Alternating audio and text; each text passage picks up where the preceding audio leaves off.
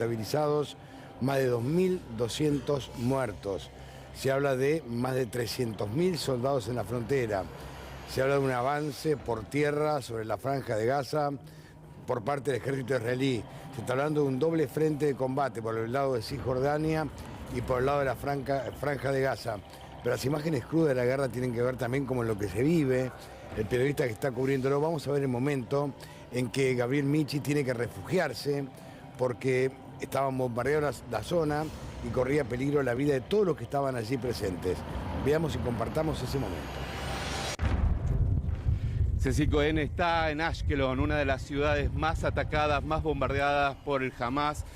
Acabamos de llegar a un lugar que acaba de ser bombardeado, un lugar de civiles, una residencia de civiles, y la destrucción es total, tanto en los edificios que han quedado derrumbadas gran parte de su estructura, como en los vehículos alrededor.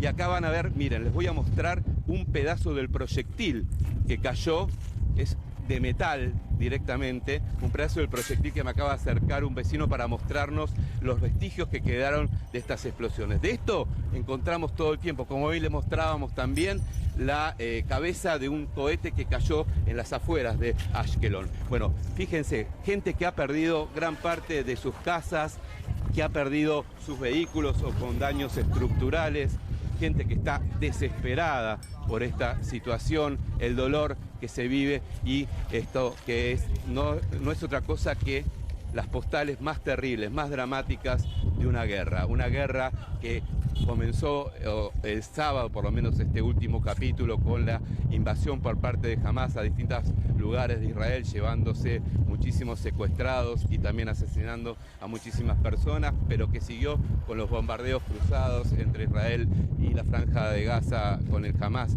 a la cabeza, y que en definitiva hoy se traduce en estas cuestiones. Vemos los vestigios de esta explosión, pedazos de los vehículos, incluso las chapas de los autos, ¿no? De un auto japonés, ¿no? Que se ve que fue arrancado en medio de la explosión. Empiezan a sonar las sirenas. Un refugio urgente, porque empiezan a sonar las sirenas y nos tenemos que esconder en algún refugio. Ahí vamos a ver cómo es justamente cuando empiezan a sonar las sirenas, que nos tenemos que meter en los refugios. Acá, junto con los reservistas, nos tuvimos que esconder aquí mientras se escuchan las bombas que se detonan. De esto se trata la guerra, permanentemente un bombardeo incesante. Escuchen las bombas.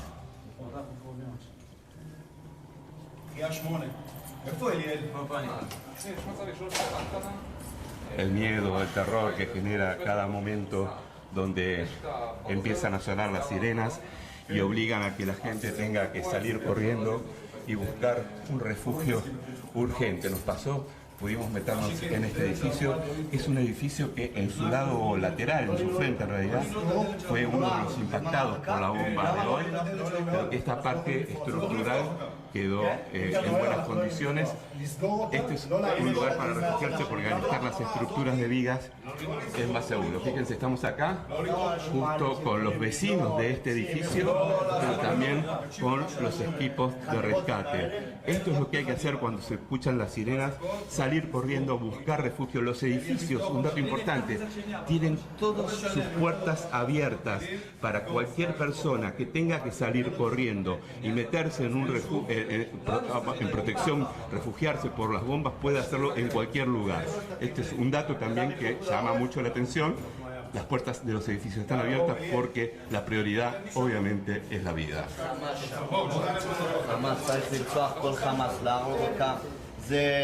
טרור. Do you speak English? No English, ישראל. זה ארגון טרור, צריך להרוג אותם, לחסל אותם, להשמיד אותם לגמרי. אם לא נשמיד אותם, עוד שנה זה יהיה עוד פעם אותו דבר.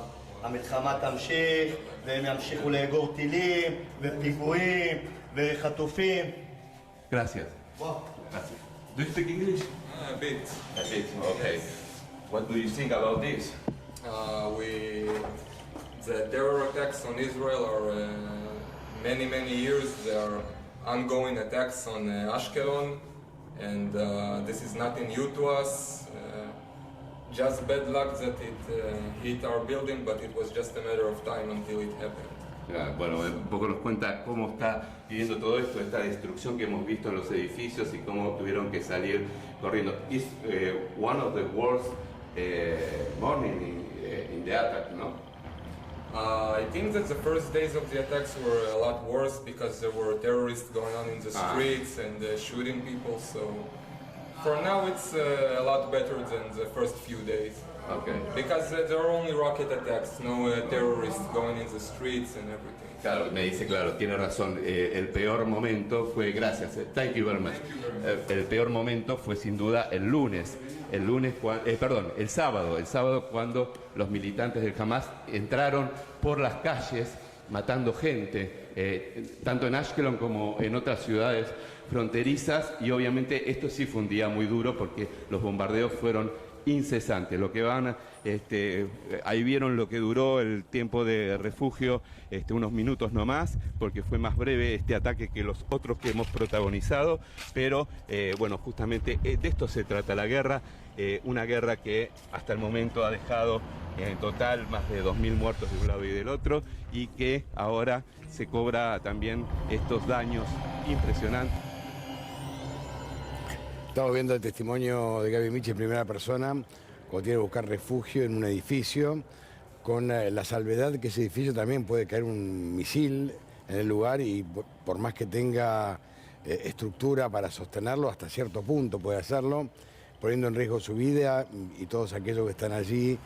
Uno veía en primera persona lo que es el riesgo que se corre en una guerra, el miedo que empieza a movilizar, porque el terror paraliza, el pánico paraliza, el miedo moviliza. Fíjense cómo la pantalla partida en 4 nos va mostrando las dos zonas, ¿no? Gaza como Israel, y allí vemos cómo en ambos lados se está trabajando. Veamos la Media Luna Roja que va trabajando con los refugiados, allí en la zona de Gaza, Palestina, mientras que en Israel los rescatistas van haciendo las tareas, digamos, como pueden, rescatando personas bajo los escombros, intentando que los habitantes de la zona la evacúen lo más rápido posible. Muchos no se quieren retirar de la zona porque viven allí. Allí están todas sus pertenencias. Los testimonios son tremendos.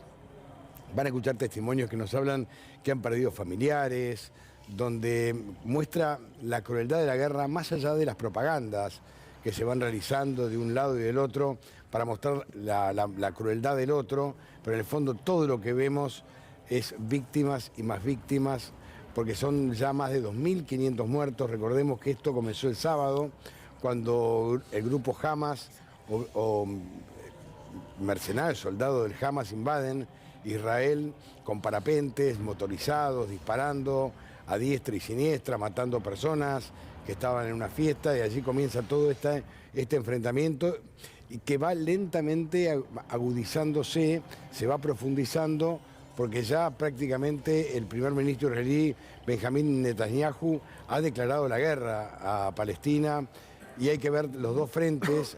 Uno es Cisjordania y el otro es Palestina, allí en la franja, donde en ambos frentes se está disparando. Hay 300.000 soldados alrededor, desplegados. Pero vamos a ver la segunda parte de este bombardeo.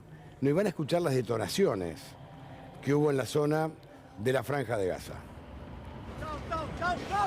Uy, cayó algo. Esperen que están cayendo bombas en estos momentos. La escuchamos. Están cayendo bombas en estos momentos. Hay un bombardeo incesante. Tuvimos que ponernos bajo techo. Está cayendo muy cerca las bombas en este momento. Ustedes están viendo. Estamos todos protegiéndonos como podemos. ¿Hay refugio ahí? En un momento donde la explosión se escuchó muy cerca. Lo que pasa es que quedamos en un lugar donde no estaba ningún refugio cerca. Vamos a movernos a ver si conseguimos una imagen mejor también. Pero la verdad es que nos agarró en un lugar que está todo cerrado y que no hay refugio justamente, ¿no? Él me estaba contando recién que había estado acá en esta zona un rato antes de que explote la bomba. When you visit this site? When I was Yes. before 5 minutes before it's 5 minutos the antes de que bomb, explote la bomba. I buy here in the super, see the super here? Sí. I buy food and everything, and I put the car, I think, here, outside, and I go down and everything. Claro, estacionó, compró Había comida, venido, compró bebida y se 5 fue. minutos antes. Claro, exactamente. Y ahí Ezequiel les mostraba el comercio donde él vino a comprar la comida y se fue y tenía el vehículo acá enfrente. Por 5 minutos salvó su vida. You save your life for 5 minutes. Yeah, yeah. You have a God. We have a God, we have a army, good army, everything okay, we win, everything okay. Bueno, él dice que estuvo en la Armada, que obviamente desea y plantea que van a ganar, que las cosas Sí. van a estar bien y que ellos van a ganar, ¿no? Sí, un dios eso y, es lo que y un dice ejército, hombre dijo, que- ¿no? Claro, un army. Sí, sí, sí. Aparte un dato interesante es que él, digamos, la verdad, tiene un, yo le decía que tiene un dios aparte porque por 5 minutos salvó su vida. Fíjense que no pudo haber sido una verdadera tragedia y en este caso esta explosión no dejó muertos ni heridos, pero de milagro, la verdad, de milagro. Ahora vamos a empezar a ver el cráter que deja una bomba, un misil, ¿no? Recuerden que se están disparando unos misiles que se van después, se dispersan y barren con todo lo que está debajo de ellos. Este es el cráter de una bomba que detonó allí en la zona cercana a la Franja de Gaza, zonas que en parte están siendo evacuadas, en parte no se evacuaron, también en algunos casos tuvieron que autoevacuarse a partir del feroz ataque del grupo Hamas, pero realmente cuando uno empieza a ver la destrucción absoluta que produce una guerra, los bombardeos, donde ambos bandos, en este caso Israel y Palestina, se van enfrentando allí en la Franja de Gaza. Después vamos a repasar también lo que está ocurriendo en el norte de Israel, donde limita con Cisjordania, donde también se van a empezar a producir enfrentamientos y se especula, digamos, cómo va a reaccionar el mundo árabe, ¿no? Esto es la peor imagen de una guerra y no estamos viendo todavía las víctimas fatales. Estamos escuchando testimonios de personas que han sobrevivido a ataques, a bombardeos, de un lado y del otro. Esto ocurre del lado israelí. Fíjense ustedes, la destrucción es absoluta, cómo van quedando las estructuras en pie de algunos edificios, otros son completamente destruidos. Nos contaba Gaby recién que las puertas están abiertas porque allí cualquiera que pueda busca refugio, el accionar permanente de las ambulancias, rescatando, miren este caso, ¿no? Chiquitos, muy chiquitos, que con sus padres están siendo evacuados de la zona, se evacúan personas heridas, y vos ves un lado y el otro. Cuando vean la medialuna roja, es del lado de Palestina. Cuando vean que dice ambulance solo, es del lado de Israel. Y allí es permanente, ¿no? Esto es un incesar. Fíjense de la pantalla, del lado izquierdo de la pantalla, es la zona de Palestina. Cómo rápidamente las ambulancias de la medialuna roja van rescatando menores. Este testimonio es tremendo porque es un padre que le dice a sus hijos que no tengan miedo, que se cuiden, que no tengan miedo, que él los va a proteger. ¿Cómo? Ni él sabe. Pero el tema es evitar que los menores entren en pánico y se inmovilicen. Vean ustedes cómo permanentemente el accionar de las ambulancias van rescatando, fíjense, matrimonios que se llevan en alzada a las mujeres, hombres que trasladan a los chicos. Vamos a entrar en diálogo con Gabriel Michi, que está en Tel Aviv. Gaby, ¿cómo te va? Buenas tardes para nosotros. Estamos en Tel Aviv. En Tel Aviv, sí. Gaby, te escuchamos, buenas tardes. Hola Gallego, ¿cómo estás? Buenas tardes. Bueno, acá estamos, un día muy agitado que tuvimos en el día de hoy. Estuvimos en Ashkelon nuevamente, que es una ciudad que está apenas a 13 kilómetros al norte de la Franja de Gaza. Y bueno, durante todo el día hubo bombardeos constantes. En por lo menos 5 oportunidades tuvimos que meternos en refugios porque empezaron a sonar la sirena. La primera sirena en realidad cuando estábamos llegando a este lugar, pasó que vimos una alerta de que había pasado un bombardeo cerca y vimos que había caído una bomba en un descampado que había provocado un incendio y nosotros fuimos los primeros en registrarlo.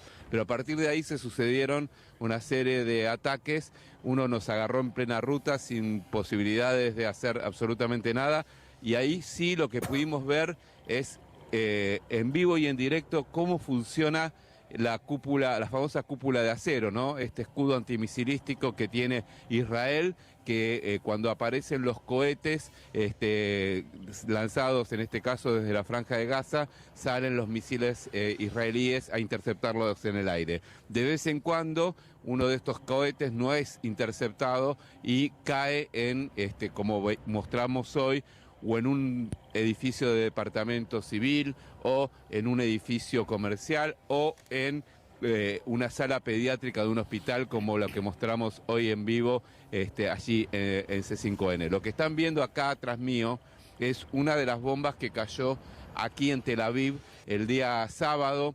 Fíjense, esto es una residencia, eran 4 departamentos, no quedó absolutamente nada. En estos 4 departamentos había un hombre que vivía, que se salvó, fíjense el detalle, porque él era un hombre que trabaja en seguridad nocturna y cuando cayó la bomba él estaba trabajando porque fue de noche, ¿no? Y esa circunstancia de la vida fue lo que hizo que él no fuese afectado. Pero fíjense cómo quedó. No quedó nada de estos 4 departamentos que recibieron el impacto de esta bomba el pasado día sábado.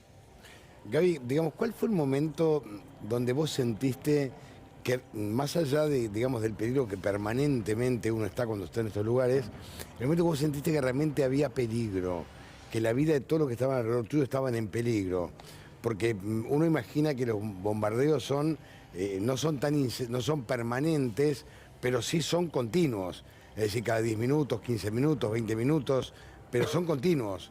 Y vos sentís en un momento que estás totalmente fuera de resguardo. Sí, bueno, ahí yo te digo, hoy el momento quizás más crítico fue cuando estábamos en plena ruta, frente a un descampado, empieza a sonar las sirenas. Nosotros lo primero que tenés que hacer es abandonar el auto, porque el auto es un blanco, digamos, y puede explotar, ¿no? Y buscar refugio. Tuvimos que tirarnos al piso en un lugar donde era tipo un lugar muy arenoso, que a metros de ahí nomás había un auto abandonado que el sábado miembros del Hamas habían intentado una incursión terrestre y habían sido abatidos por la policía y el ejército israelí. Y en ese momento no teníamos dónde protegernos. Y empezó a caer una bandada de explosiones, a haber un montón de explosiones, y vimos arriba nuestro, cómo funcionaba el escudo antimisilístico y explotaban las cosas. De hecho, vimos, por ejemplo, algo que nosotros mencionamos en salidas anteriores, cuando se produce el impacto del misil israelí interceptando el cohete enviado desde la Franja de Gaza, que caen los restos y que podían alcanzar, impactar en cualquier persona. El día de hoy, yo te digo, después de eso, ese fue el primer momento donde empiezan a sonar las sirenas cuando estábamos ahí en Ashkelon. Después de eso hubo 4 veces más, pero creo que la peor de todas fue esa porque no teníamos dónde refugiarnos. En las siguientes nos pudimos meter en una especie de peluquería que estaba rota sus vidrios por un impacto de una bomba anterior. Estábamos haciendo una salida en un edificio comercial que también fue alcanzado por una bomba. Ahí nos metimos por la ventana de esa peluquería y nos pudimos meter hasta en el baño, que era el lugar más seguro y más cerrado. Tenés que alejar siempre de las ventanas en esas circunstancias e ir lo más internamente posible a los edificios.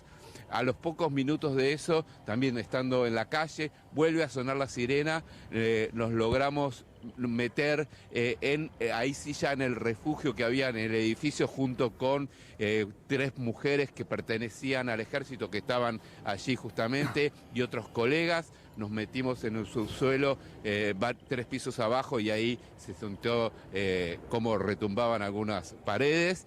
Esa fue la tercera. La cuarta fue cuando pero en este caso no sonó la sirena, estábamos cubriendo la bomba que había caído en la sala pediátrica del hospital de Ashkelon, y en ese momento había otros colegas más también y un hombre de seguridad. Se siente un impacto de una bomba muy cerca, pero llamativamente en ese caso no sonó la sirena, cosa muy rara, o sea, logró violar el sistema y de hecho que las sirenas no lo detecten, esa bomba. Y al rato, cuando ya estábamos por salir de Ashkelon, estábamos con nuestro fixer yéndonos de Ashkelon, y empezó a sonar la sirena, y ahí tuvimos que meternos en un estacionamiento que claramente se notaba que había sido utilizado como refugio. Pero te digo, de todas las experiencias que hoy tuvimos bastante traumáticas, la peor de todas fue cuando nos agarró a la intemperie sin tener ningún lugar donde poder refugiarnos, porque aparte pensemos que esto, digamos, gran parte es desierto, ¿no? Entonces, los arbustos que vos tenés para cubrirte, muchas veces son arbustos muy pequeños, no son árboles, grandes árboles. Y bueno, y estábamos a la buena de Dios en ese momento. Mira, vamos a repasarlo, Gaby, ¿te parece? Porque vos decís a la buena de Dios, y lo que cae del cielo es hierro. No es que caen gotas de agua, hierro, y el hierro candente, que es peligroso por donde lo mires. Vamos a recordar y repasar ese momento, Gaby. Al lado estamos viendo en acción un bombardeo y la respuesta del escudo de hierro, del escudo de acero, mientras cayeron misiles muy cerca de Ashkelon, en un momento donde suenan las sirenas y las bombas. Estamos viendo cómo se producen los destrozos de estos ataques, y lo que van a ver, escuchan las bombas. Y vimos sonaron las sirenas, ahí va a ir un cohete, fíjense, lo van a interceptar. Acá hay más. Así funciona el escudo aéreo, el escudo de acero, frenando los bombardeos.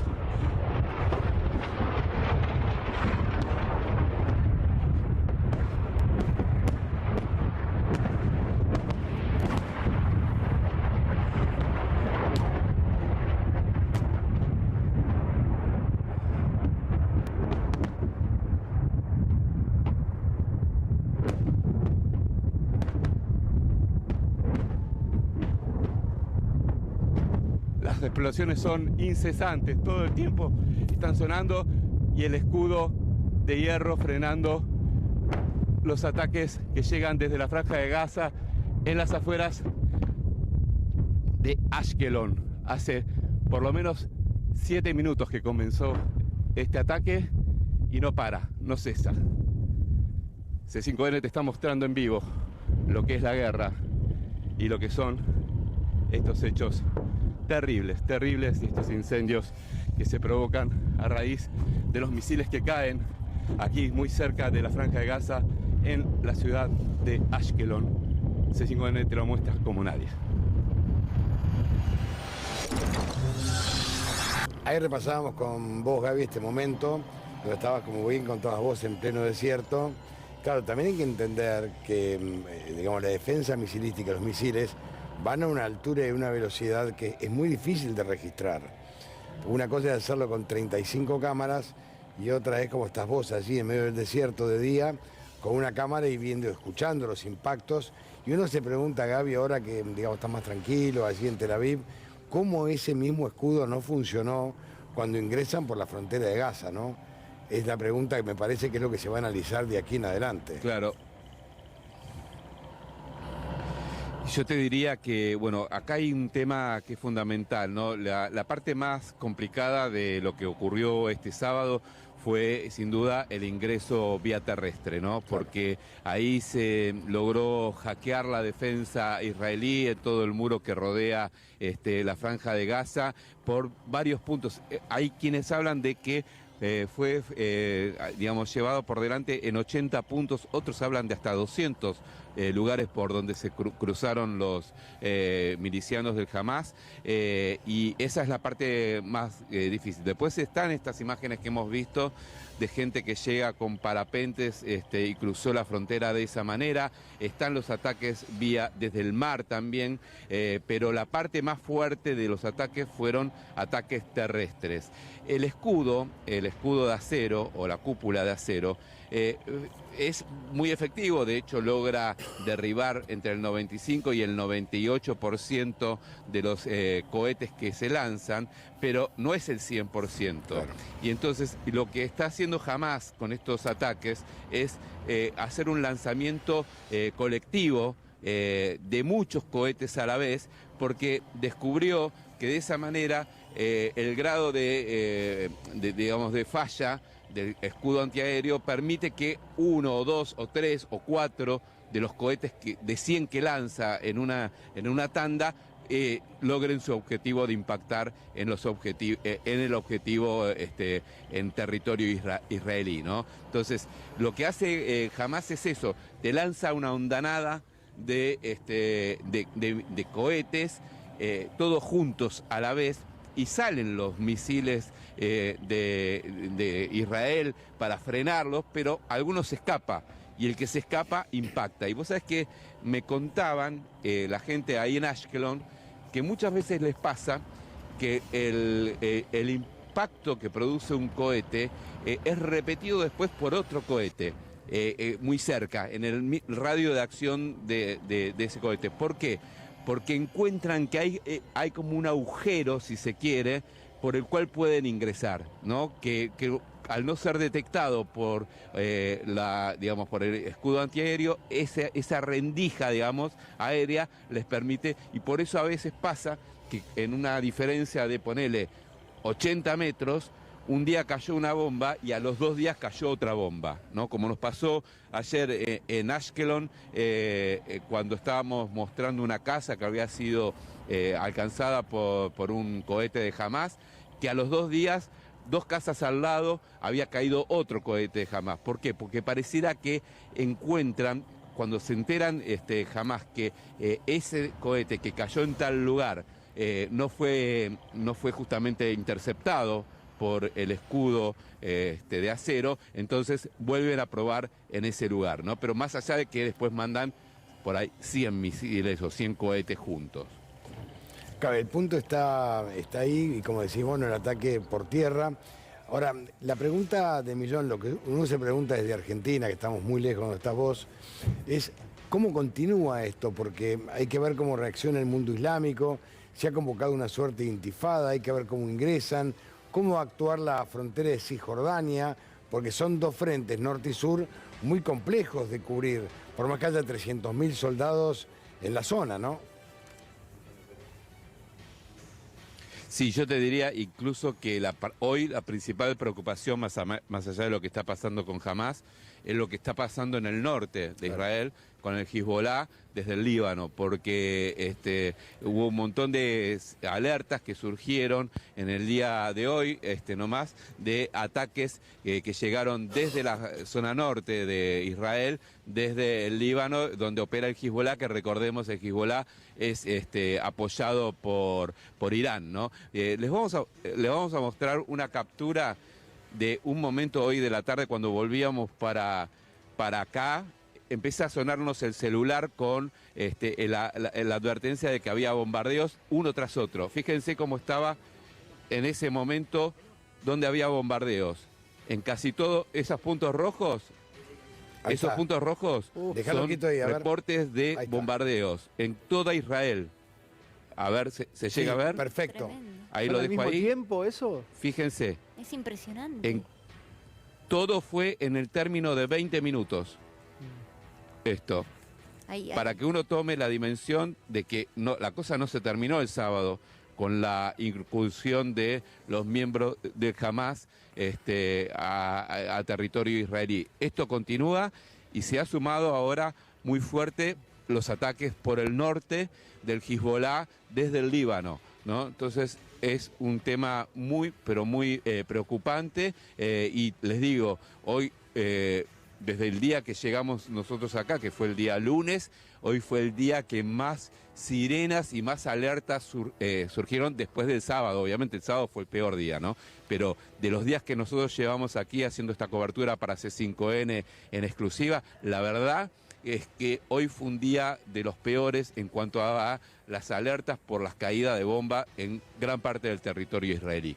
Mira, me gustaría, Gaby, compartir con vos la nota que realizabas con Itzik Horn, que es el padre de Itaí y de Itán, ¿no? Que cuenta el calvario que está viviendo con la desaparición de sus dos hijos. Una nota que vos la publicaste aquí en C5N. Me gustaría compartirla con vos, ¿te parece bien? La compartimos, dale. ¿Cómo no? Nosotros presumimos que están secuestrados, no tenemos ningún tipo de información oficial. El sábado, cuando ingresaron los terroristas y después que avisaron por la televisión que entraron al kibutz que él vive, que es un kibutz que está pegado al alambrado, a la frontera, ya, bueno, y no había comunicaciones, no había manera de... Y cuando ya dijeron que el ejército había tomado control total del kibutz, empecé a llamar y no contestaba. Pero había informaciones que no había comunicación, no había luz, no había internet. Al día siguiente, ya domingo por la mañana, insisto en el llamar y tampoco contesta. No sabés qué pasó, ¿entendés? Yo digo, yo estoy esperando que alguien me llame, ¿sabés qué? Pensemos lo peor, pero que me diga, señor Horn, sus hijos no están muertos. Bueno, por lo menos sé que tengo lo que entró. ¿Ya llegaste a ese nivel de esperar eso? Pero no sé nada. Claro. Y perdón, y si me llaman y me dicen los tiene el Hamas, tampoco es garantía de nada. No, claro. Porque no sé, digamos, si los tiene el Hamas, no son prisioneros del ejército de Suecia, digamos, claro. La Convención de Ginebra y todas esas cosas.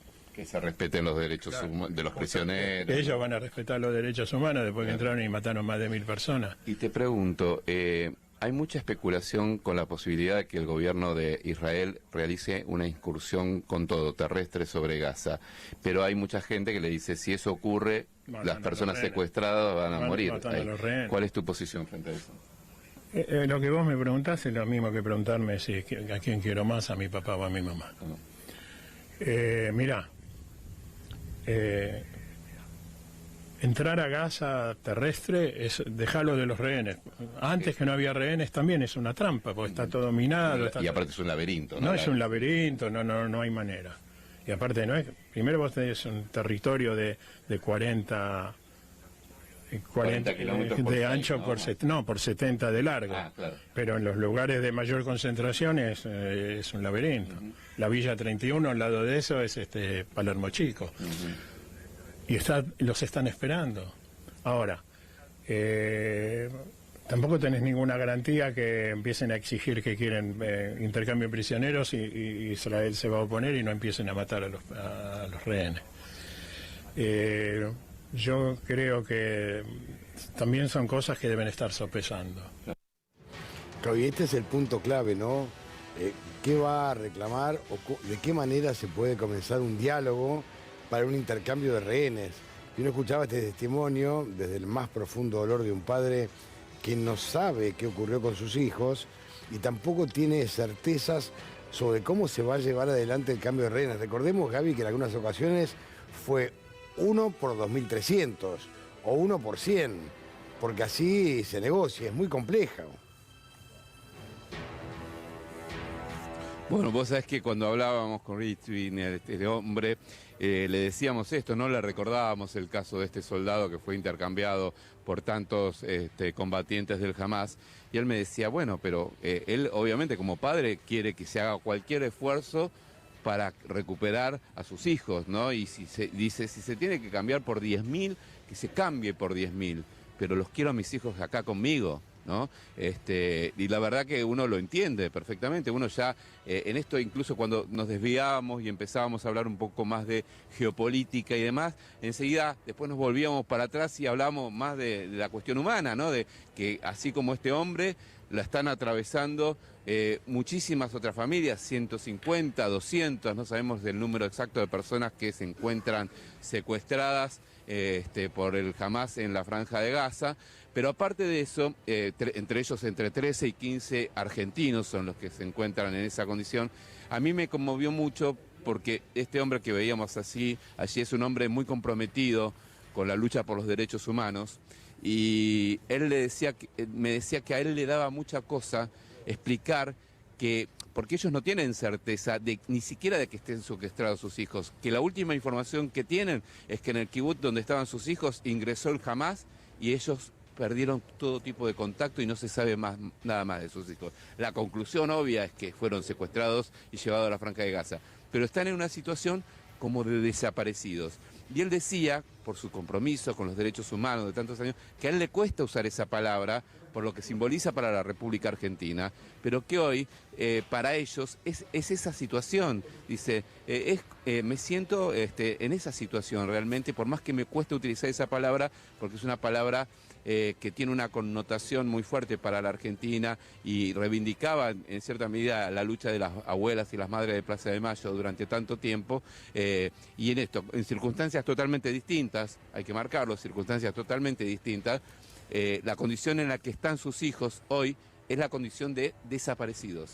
No se sabe nada de ellos, no se sabe absolutamente nada, pero el dato es, saben, la información que tienen es que jamás ingresó en el kibutz donde estaba su hijo con su hermano.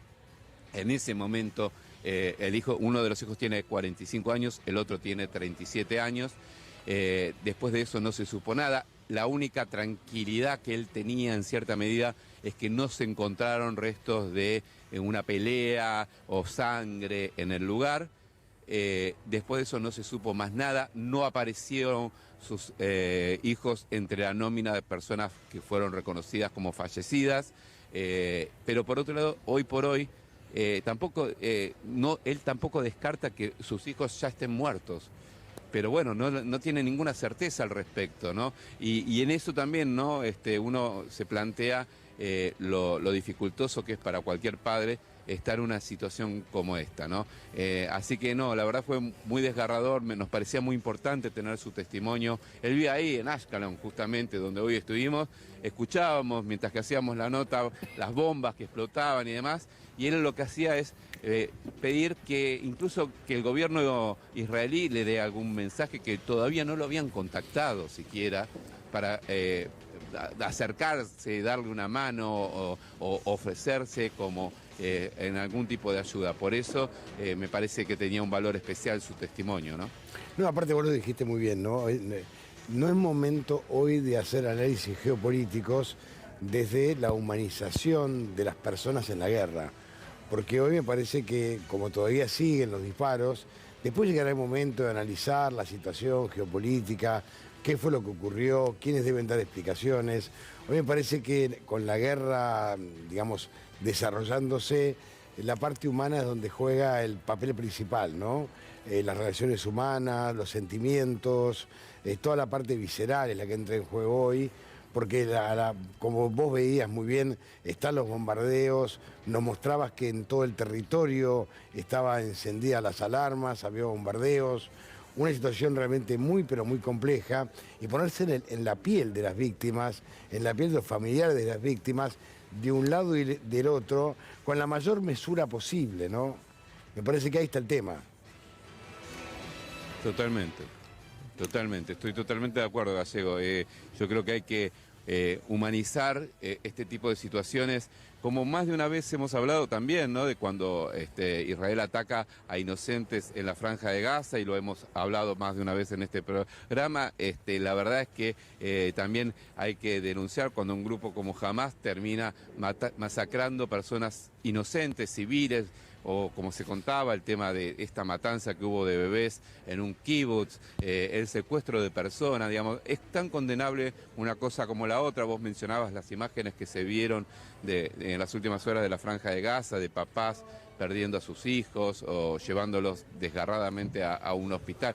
La verdad es que la violencia es repudiable de cualquier lado y obviamente uno cuando siente que los inocentes son los que pagan, bueno, no puede más que solidarizarse con esas víctimas, ¿no? No, y aparte vos te dabas la cuenta de la imagen de este padre evacuando a sus hijos, cuando él le quiere dar consuelo a su hija, la empieza a abrazar y dice no tengas miedo, no tengas miedo, y él la quiere proteger y vos pensás, ahí ves lo vulnerable que es el ser humano frente a bombas que van cruzando, misiles que van cruzando, antimisiles que van intentando alcanzar a los misiles que ingresan, y vos ves que es todo aéreo y todo lo que sube baja, y no sabés cómo va a caer, si va a caer completo el misil que va a explotar o no, o serán restos, esquirlas de los misiles, que es hierro candente que cae del cielo, que es tan peligroso como el misil, porque son como balas. Entonces vos ves todo esto y te preguntás, bueno, ¿y esto Sí. va a ser toda la noche, va a ser todo el día? Es tremendo. Sí, sí, de hecho yo te digo que hoy hubo un momento donde se hizo eterno esto, porque era un bombardeo tras otro y uno, digamos, sentía que cada vez quedaba menos lugares para protegerse. De hecho, le contaba esto, ¿no?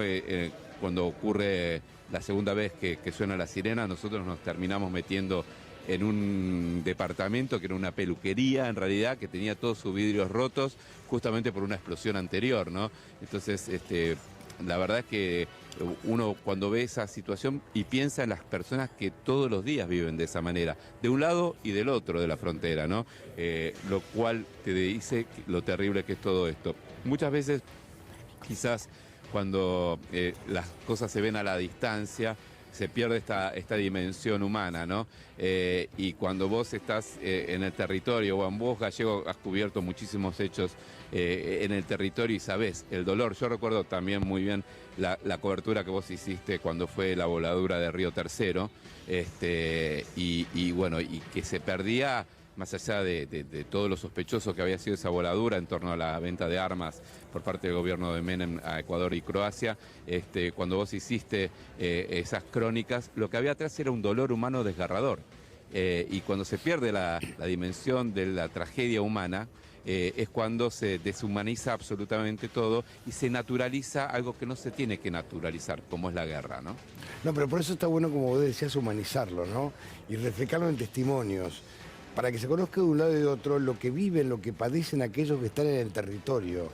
Un territorio totalmente hostil, una guerra que tiene siglos y siglos, una pacificación que va a ser muy compleja, no se sabe cómo va a ser la reacción del mundo occidental y del mundo... Te escucho, Gaby, te escucho.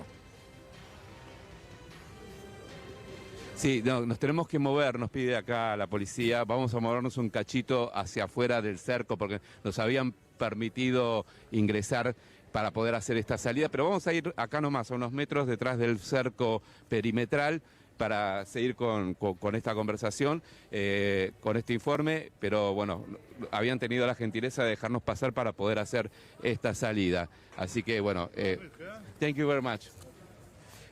Bueno, lo que, bueno, nos pidieron que nos vayamos. Esto suele pasar en los lugares donde se ha producido algún tipo de impacto en la bomba, y nos pasó ayer en vivo también con vos, Gallego, no sé si recordarás.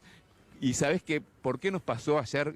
Después nos enteramos cómo venía la historia, que nos pidieron bajar la cámara en un momento, y eso fue porque estábamos, mientras ese pisuto pañaba, ¿no?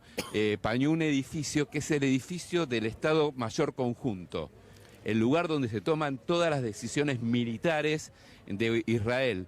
Y entonces, obviamente, y de hecho les cuento, hace un ratito en ese edificio estuvo reunido Netanyahu con los principales referentes de la oposición, creando una especie de gobierno o comité de gobierno de crisis sería en realidad, y repartiendo ministerios entre las otras fuerzas políticas para tener la unidad que necesita frente a la coyuntura política y de seguridad que se avecina. Bueno, ayer nos pasó lo mismo, estábamos haciendo la salida con ustedes cuando vino la policía, vinieron los militares en ese caso y nos pidieron que no filmemos más, y era porque estábamos filmando un edificio que es el edificio de máxima seguridad del Estado Mayor Conjunto. Pero bueno, aquí seguimos, no sé si ustedes me están escuchando. Perfectamente bien, Gaby. Dame un minuto, descansá un segundo, que pegue un último momento, porque aquí vos sabés que el dólar se ha disparado, hay operativos en la City porteña.